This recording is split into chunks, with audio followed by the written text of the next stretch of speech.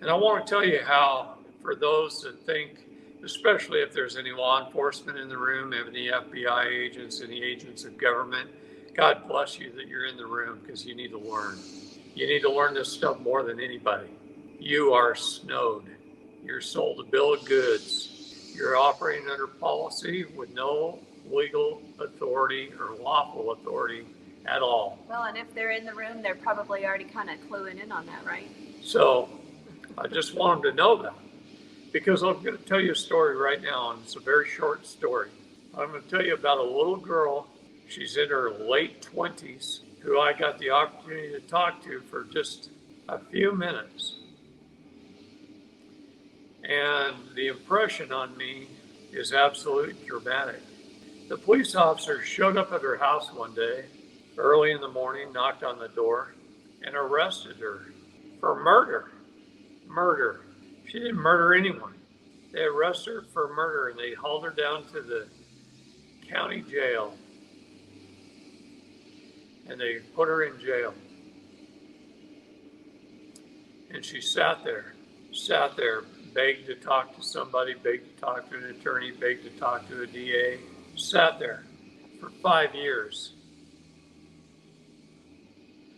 5 years. No arraignment. No arraignment, no trial, no conviction, no sentencing, no proper due process of law, no proper indictment, a sworn warrant by an affidavit of an investigator who got the wrong girl. And then one day an attorney walked into the prison, or the jail. She didn't go to prison, she was in the jail for 5 years. And an attorney walked in one day and said, "We don't have the evidence to try you. I have your release order signed by the judge. You're going home today."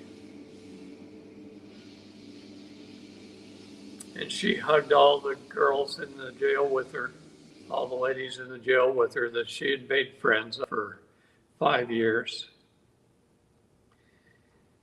Gathered up what little she had, and she was escorted to the door and turned loose. No family to pick her up, nowhere to go, no job, no boyfriend, no husband. Had missed 5 years of her childbearing life. Thank you very much, you're free to go.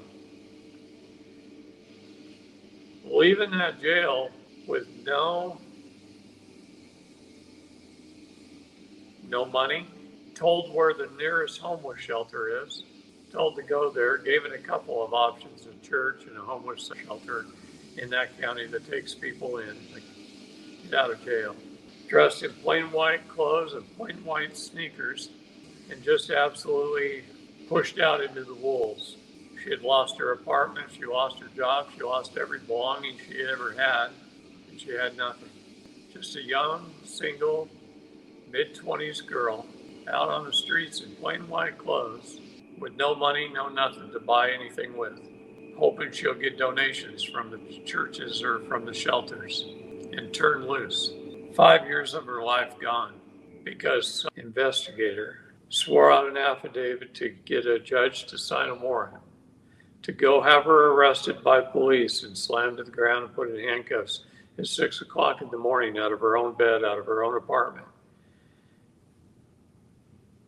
What happened, do you think, when she didn't show up for work the next day, or the day after, or the day after that, and her job disappeared? Everything in her life vanished in one incredibly wrong moment. And then the DA's office could never in 5 years gather enough information to find her guilty. So she got sent out with time served. And she signed a document, time served. That means she's guilty. Now she's got a murder felony on her record in her 20s. It'll haunt her the rest That's of her going to life. haunt her because she would have signed anything to be released. Right. Anything. And she didn't know any better.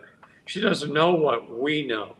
She doesn't know to reserve all your rights, to sign under duress without prejudice, UCC 1308 or anything like that. And that's her story. That's the story I'm going to tell you.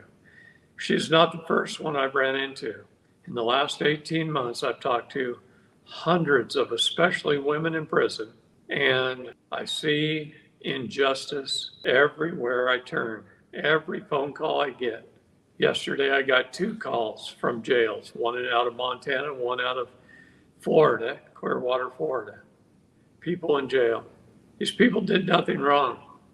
There's no victim, yet they're in jail and they want help. And there's hundreds of those people to help. So for those that are intelligent enough and can study the law enough and are willing enough to help others, please do. There are just hundreds of thousands of people who need your help. You know, Scripture talks about what separates the sheep from the goats, and Jesus describes in his own words, you know, how is it? I wish I could quote it word for word, but he says, you know, when I was in prison, you didn't visit me, and when I was hungry, you didn't feed me, and thirsty, you didn't give me drink, and naked, you didn't clothe me. And they said, Lord, Lord, when do we see you naked, hungry, thirsty, and in prison? And Jesus said in his own words, well, when you do it to the least of these, my brethren, you do it to me. Because he was also telling people that they are not his followers, right? That when he was in these kind of conditions, and they said, Lord, have we not cast out demons in your name? Have we not worked miracles in your name? And Jesus said, well, depart from me, I never knew you. So really, it is so important that we reach out and that we help the prisoners that are in confinement, because in reality, it could be any of us tomorrow. That's how our system works. They